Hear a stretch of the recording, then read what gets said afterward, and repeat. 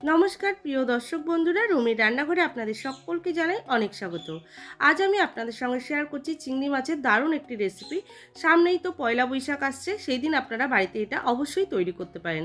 আশা করছি খেতে খুবই ভালো হবে। তাহলে চলুন ভিডিওটি স্কিপ না করে পুরোটা দেখারই অনুরোধ রইল। চিংড়ি মাছের রেসিপিটি তৈরি করার জন্য কড়াইতে বেশ কিছুটা পরিমাণে সর্ষের তেল গরম করে নিয়েছি। তার মধ্যে দিয়ে দিলাম চিংড়ি মাছ, আর চিংড়ি মাছটা কেটে ভালো করে ধুয়ে পরিষ্কার করে নিয়ে চিংড়ি মাছের মধ্যে লবণ আর হলুদ দিয়ে ভালো করে মাখিয়ে 10 মিনিট রেস্টে রেখেছিলাম। তারপরে চিংড়ি মাছগুলো ভেজে নিচ্ছি।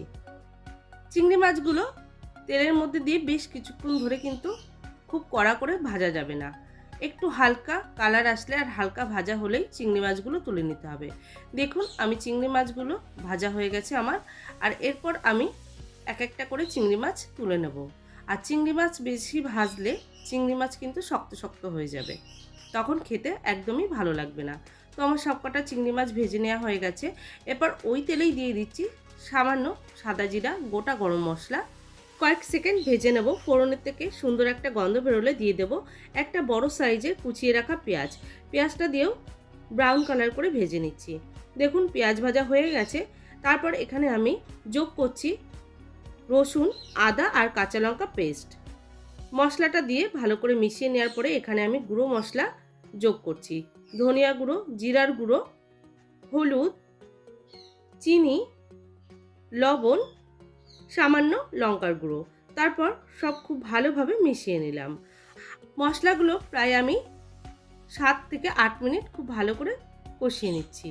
আর অপরদিকে গ্যাসে একটা বসিয়ে দিয়েছি কিছুটা পরিমাণে গরম জল। আর এখানে আমি ম্যাগির কোকোনাট পাউডার নিয়ে নিয়েছি।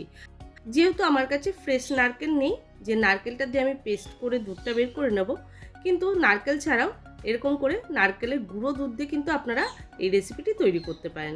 খেতে খুবই ভালো হয়। ভালো করে কষিয়ে নেওয়ার পরে দেখুন মশলার থেকে তেল ছাড়া শুরু করে দিয়েছে। এরপর আমি এখানে যোগ করব ভেজে রাখা চিংড়ি মাছগুলো। চিংড়ি মাছের সঙ্গে মশলাগুলো মিশিয়ে নেওয়ার পরে কিছুক্ষণ কষিয়ে নেব। প্রিয় দর্শক বন্ধুরা, আমার রেসিপিটি যদি আপনাদের একটু ভালো লেগে থাকে তাহলে অবশ্যই লাইক করবেন, শেয়ার করবেন আর সাবস্ক্রাইব করে পাশে থাকবেন। আর ফেসবুক থেকে যদি দেখে থাকেন তাহলে পেজটি ফলো করে নেওয়ার অনুরোধ রইল। এখানে আমি যোগ করে দিলাম নারকেলের দুধ। তারপর এটা আমি 10 মিনিট ভালো করে ফুটিয়ে নেব। দেখুন 10 মিনিট ফোটানো হয়ে গেছে।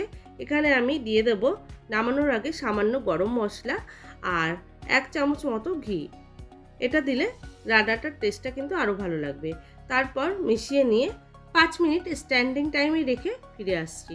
বন্ধুরা এই রেসিপিটি আপনারা গরম ভাতে বা পোলাও, ফ্রাইড রাইস, জিরা রাইস সব কিছুর সঙ্গে খেতে কিন্তু দুর্দান্ত লাগে। তো একবার বাড়িতে ট্রাই করতে পারেন, আশা করছি খুব খুব ভালো হবে। আর আমার রেসিপিটি আজকে যদি আপনাদের ভালো লেগে থাকে তাহলে অবশ্যই লাইক, শেয়ার ও সাবস্ক্রাইব করে পাশে থাকবেন। সবাই ভালো থাকবেন, সুস্থ থাকবেন। ধন্যবাদ।